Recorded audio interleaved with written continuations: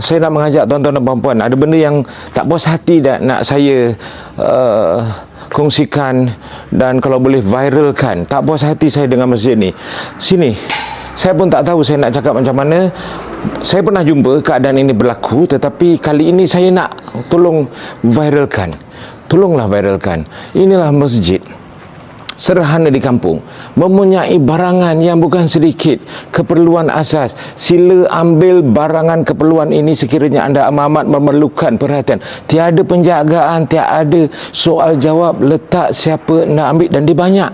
Tak ada orang curi, tak ada orang ambil, hanya bila memerlukan mereka mengambilnya. Dan ini kalau dipraktikkan, saya dah berkata dulu, dah saya suggest banyak kepada masjid-masjid, dan lama dulu saya nak masjid ni. Saya lihat pendermaan dia, saya rasa orang kampung di sini tak banyak, tapi mereka mampu, mereka prihatin, mereka jaga, mereka hebat. Inilah sebuah masjid.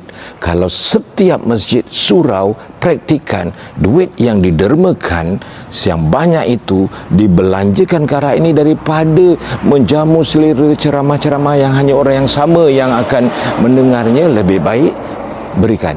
Jangan ada soal jawab.